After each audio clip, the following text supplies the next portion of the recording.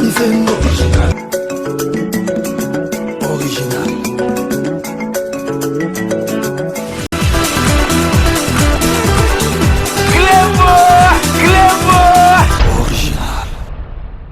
Mbote bandeko na ngai. Ngawa bino Jean-Paul Djamba. Nae lisusu na cadre ya émission na biso Tolobe la santé. Bandeko na ngai lisolo na meme bino lelo eza lisolo ya malaise. Malaise eza nini? Na yango nazo banda koyebisa bino ke malaise tozwaka ngo na sens mibale. Na sens figuré na sens propre. Na sens figuré na opesa bino quelques exemples et na sens propre tozolobela malaise na terme médical. Na sens figuré bandeko na ngai exemple eza ebele. Boko vanda boye na fête to na matanga muto abimisi liloba moko boye to lisolo moko boye bat mususu ba s'indisposer ba bengo malaise omona etie froid bat manoko loba tout ça liloba moko ebimo mona moi méfiance ekoti ezape malaise ezaneti na émission ya César Ngadi 5 minutes avec César Ngadi na cleboaoriginal.com yepa kanga ba to ba clé bona et ça ka ba mususu be ba malaise dans un monde qui malaise et ça la modèle belé si qu'on a terme médical ba de konangai parlons plus sérieusement malaise na terme médical comment définir et expliquer ces phénomènes sur le vocable beaucoup de causes et pathologies qui peuvent aller d'un simple malaise vagal jusqu'au malaise cardiaque. Donc définition nango ezama mubulu mais va expliquer définition boy car en français après de continuer lingala. Un malaise est un terme large qui peut être défini comme un état, une sensation d'un dysfonctionnement de l'organisme. Une sensation de malaise peut conduire à une perte de tonus musculaire ou à une perte de connaissance, d'un état d'inconfort prononcé. Donc, nous sommes pour la colobanine, pour la colobake, malaise et ça dysfonctionnement zoto. Et ça dit sensation au mutazo qu'à un moment donné, muscle lembi, et kokomati mutakoya, et kokomati muta perte de connaissance. Voilà malaise. Si ko bande konanga avant ya kokota na mozindo ya ba malaise, pour nous expliquer bino deux sortes de malaise. Malaise au babengi vagal, na malaise au babengi syncope. Na yango bande konanga il faut toye ba facteur nini, ba élément nini et déclenchaka malaise. Ba élément ya mo ebele bande konanga na ko banda ko yebisa bino élément ya liboso o e déclenchaka malaise to o e cause à la facteur favorisant malaise ezali stress. Stress ezali facteur favorisant ya malaise. Élément mbale ezali phobie. Phobie ezali bande konanga phobie eza en général kobanga. Phobie bat mususu baza ya kobanga miselikete to ba insecte ka ya mike suka mon insecte akosa la malaise. Bat mususu bande konanga ascenseur soka koti akosa la malaise. Phobie wana eza kobanga en général. Toko zongela ngo po toko tozo préparer naza ko préparer ba émission moko bo série ya émission au etali makambo etali psychiatrie ba maladie psychiatrique noso boko retrouver pe ba phobie mususu eza phobie pathologique ya maladie mususu eza phobie normale au bato babangaka. Donc bato babangaka ba mususu babanga ko mata ascenseur eza phobie eko mema pe malaise. Bato mususu babangaka ba insecte au mona ta mona araignée boye akobanda ko trembler kolenga eko mema pe malaise. Ba mususu bande konangai prise de sang kakoyo à quel laboratoire pour passer l'examen soka monika makila à koko yao babena en français tomber dans les pommes. Donc ils ont un peu malaise. Donc ils ont un modèle belé à malaise par rapport à phobie. Tozana malaise mususu o babengi bato basala ka crise d'angoisse. Et comme me là-bas on peut malaise. Donc na yango bande konangai bato mususu basala ka malaise pe o bazoka selon traitement. Il y a des traitements au bateau melaka mais il fait des erreurs nango et comme me là-bas on peut malaise. Voilà total facteur favorisant. Forte chaleur. Moi il peut se qui moi yango banda bato mosusu omona moi soki eleki azokoka te omona asali malaise. Donc déshydratation oza na mai mingi te na nzoto otamboli na bamoi wana mpo omona okwei mpe osali malaise. Donc bomoni ke modèle ya bamalaise bafacteur favorisant ya malaise eza mwa ebele. Sikoyo cause bandeko na ngai cause ya bamalaise, donc balobi na français ke cause nango eza koregroupe mpe eza kovarie mpe na makambo ebele. Tozokende na malaise oyo babengi malaise simple oyo babengi vagal, toke mpe na bamalaise mosusu oyo babengi hypoglycémie ya badiabétique, e toke mpe bamalaise mosusu oyo babengi cardiaque. Mais sikoyo na nyonso wana soki neti osali malaise oyo eza malaise vague te, soki osali mpenza malaise ke operde connaissance tout ça, investigation esalamaka. Awa na baurgence baza na règle oyo babengaka règle de 5. Règle de 5 wana ezokonsiste na nini? Règle de 5 ezokonsiste na kotuna na malade to patient âge na ye mingi eza be 20 à 80 ans oyo mingi biso tuto na kati oyo moto akosala malaise. Deuxième règle il y a 5 wana eza kotuna baantécédent na yo soki oza na baantécédent. Troisième règle et troisième critère wana ezali est-ce que ozozwa traitement. Et quatrième question bakotuna yo est-ce que eza mbala liboso osala malaise. Soki répondre na nyonso wana. Cinquième question ezali comment c'est arrivé, ekomi ndenge nini, est-ce que osentir yango ndenge ezoya to okoyika mbala moko. Sikoyo na nyonso wana bandeko na ngai ezalaka bien so neti moto akoyi azalaki na témoin wana nda komema baexplication mingi na médecin ke tobana kotambola tobana koloba ou bien moto akoyi. Donc moto oyo place asali malaise moto aza pembe na moto wana aza vraiment important mpona koposer diagnostic. Sikoyo étiologie oyo babengi étiologie ezali cause kaka nde nayebisi bino. Une fois ke baluki bon soki mpenza eza malaise vagal eza na conséquence te, mais soki eza malaise oyo moto akoya perdre connaissance mingi basalaka barecherche mais baya kosuka ke ezalaka maladie cardiovasculaire. Donc motema mingi nde ezalaka na cause. Question mosusu batunaka avant l'arrivée de malaise, avant oyoka malaise to okweya, est-ce que oyokaki douleur na poitrine, est-ce que ozalaki na pasi na difficulté ya kopema oyo babengi difficulté à respirer, est-ce que ozalaki na bapalpitation, motema no ebana kobeta mbangu ou pas,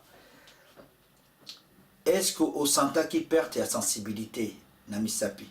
Neti différence ezali ke soki osimbi eloko ya moto oyoki eza moto, osimbi eloko ya pio oyoki ke pio, mais soki oza na perte ya sensibilité ele mosusu ozoyeba kosala différence te entre pio na moto.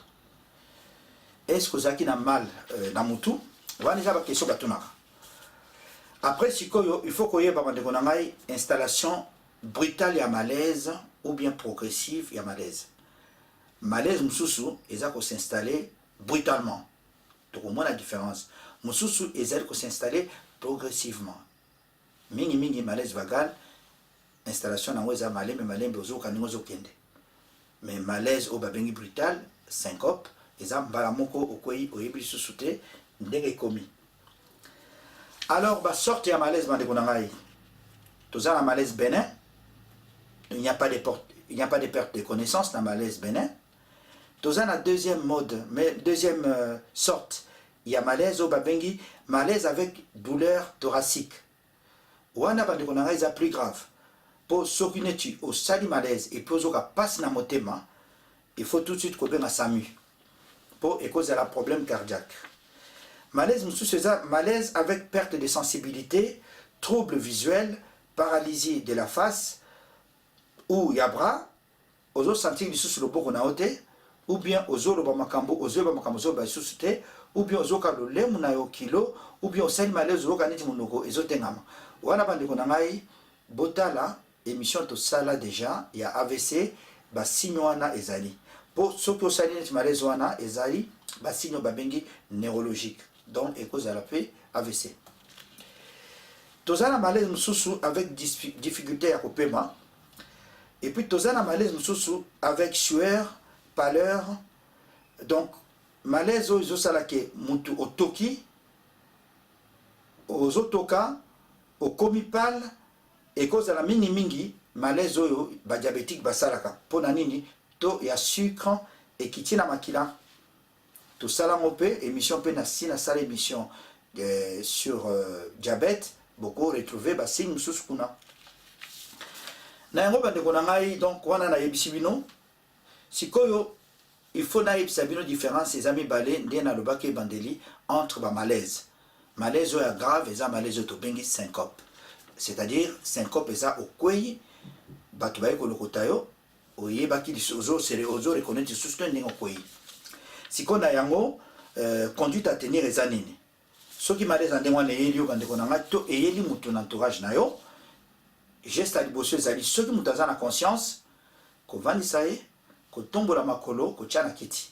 okomona quelques instants moto akorécupere wana soki moto aza conscient mais soki malaise wana na bengi syncope ke moto akwei aperdre connaissance azoyeba lisusu te soki akwei bozwi ye bolalisi ye na position babengi position latérale ya sécurité c'est-à-dire ke mopanzi bolalisi ye mopanzi sécurité wana eza na avantage nini cette sécurité dans cette position permet au cerveau d'être bien irrigué et surtout éviter de prévenir les vomissements. Donc, inondation, il y a poumon par bisanza. C'est-à-dire que ce qui est malaise, et kaza conscienté, au tché mopanzi, mopanzi on a tout ça la bémission kaka pour nous expliquer nous que l'accès dans la position. Au tché mopanzi, le boko au balusi nasima, le kolopé au tombe le côté mususu qui azala mopanzi. Comme ça, à quoi libérer voie respiratoire supérieure, pour libérer zone nae, à quoi couper ma bien, comme ça, à faciliter, à irriguer cerveau nae. Voilà raison ya liboso, ya kocha mutu mopanzi. Ya mopanzi. Deuxième raison, ya kocha mutu mopanzi, eza pona ko éviter que mutu soka sanzi, biloko sanzi ezonga na poumon. Poso biloko sanzi wana ezongi na poumon, infecté poumon, eza pe cause mingi ya batu o basalaka septicémie et puis bakufaka l'infection pulmonaire. Donc si on doit salir malaise qui a conscienté, bochaye mopanzi bobenga secours.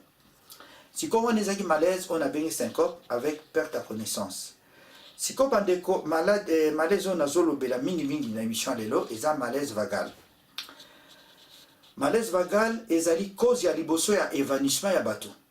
Na ba statistique a na poto. Cause ya liboso ke bato ba s'évanouissaka. Au moins on s'évanouir à comprendre le côté à quoi à perdre de connaissance après la mouki au balbaka en français, il est tombé dans les pommes. Au manadon. Wana ezali cause ya liboso malaise vagal, cause ya liboso ya évanouissement na France.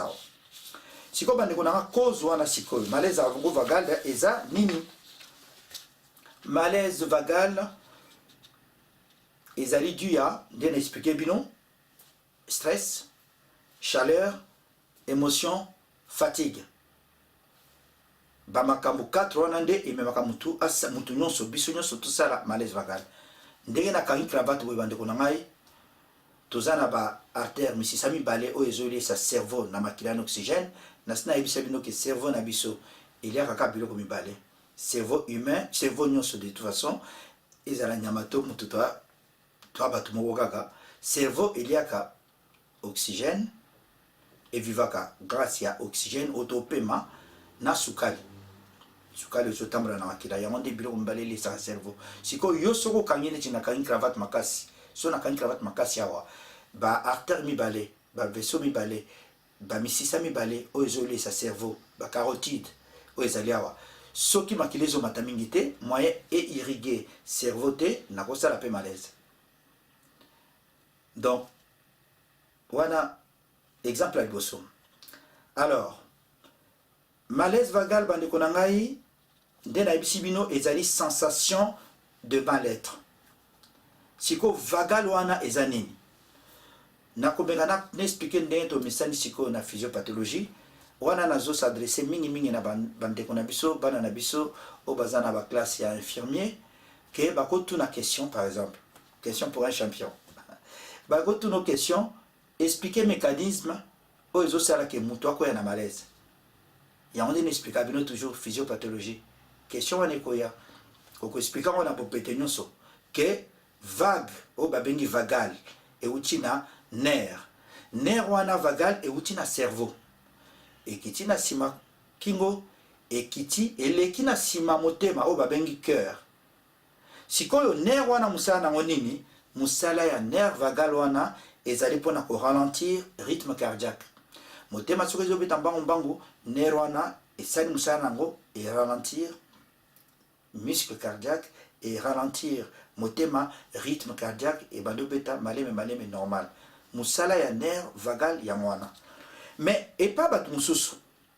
Il y a un faut faire attention. Et pas batu mususu oyo baza sensible suite à contexte ou suite à événement et lié stress, moi, oyo babengi chaleur, émotion, fatigue, mutuana sikoyo a développé par facteur nyonso wana nerf na ye vagal, nerf vague wana au lieu esala musala nango ya kokitisa ya ko ralentir rythme cardiaque, nerf wana ebandi ko beta mbangu ebandi ko beta mbangu ya nde babengi ke nerf ekomi hyperstimulé ebandi ko beta mbangu yango nde sikoyo ko beta mbangu ya nerf wana et provoquer une baisse ya début ya makila.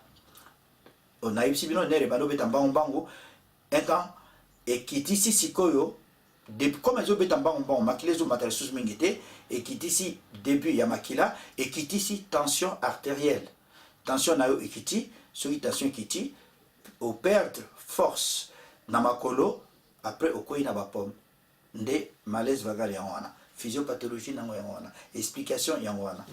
Bandi konanga ya wana donc sikoyo une fois que motema et beti mbangu cerveau ezuma makila ndenge lobanité tension na yo ekiti ba force musculaire tonus musculaire elembi nde okoi osali osali o babengi malaise vagal. Mais siko différence ya mwana par rapport à malaise à liboso oyo malaise soko zo sala ozo sentir ndeko zo kende ozo sentir ndeko zo kende. Donc différence ya mwana ozo sentir ndenge zo ya ozo kalsuko lobate ozo kalsuko articuler te. Il y a un exemple dans le Sabino, président Nabiso, son excellence Antoine Chilombo Tshisekedi, a salaki malaise. Malaise wana eza vagal. Ozo mona batuni ça va, albi ça ne va pas. Azo sentir ndenge avandi eleki nango azongeli l'activité nae. Tozana journaliste moko Patrick Cohen, a salaki malaise pe na télévision il y a quelques semaines awa. To mona kiango en direct, a sali malaise ba vandisi na se quelques instants après, à zongé l'émission.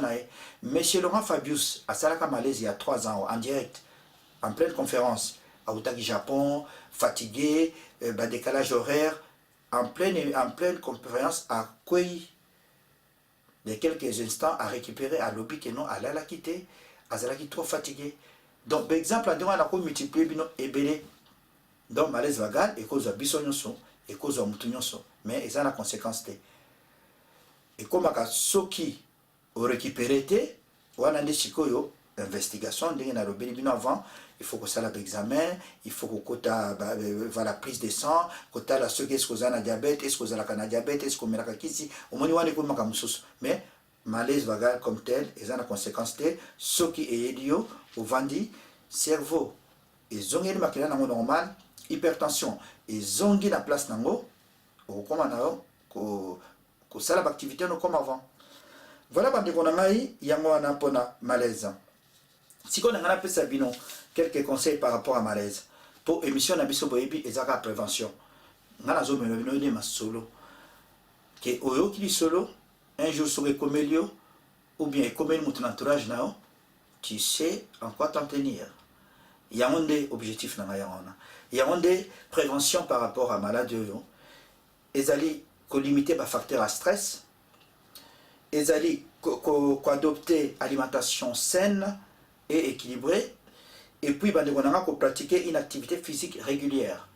Naïb Sabino et le qui sent pas exaté. On va la rappeler la gare, nous avons exemple la gare. On va la rappeler la gare, bétamment ma colonao, 20 minutes ou 30 minutes aller, 30 minutes retour par jour, et ça bien. Pour il faut que tokamo mukeba de konangai ko bimisa la toxine. Okoye bate avantage des osala kotoka. Donc il faut que bouger. Oko vanaka boite journée mobimba, au Vandeli TV, au Kemusala, au Lali, il y a un babengi sédentarité. Naïb Sabino une émission à autosac il y a insuffisance cardiaque. Donc il faut autant voilà. faut kotambola faut koningisa makila. Merci bandeko na ngai na kosusa nde mama na nga bana koloba na nga eza prévention pour na yebisi bino médecine oyo ezoya médecine moderne ezali prévention po bagerisaka eloko nyonso te mais soko prévenir eloko koyeba ndenge kotambola. Mama na nga bana koloba na ngai toujours papa dembaki ndekama nyama se ezali na kitetela nzoto kolongono eleki loso nyama mbisi. Merci beaucoup.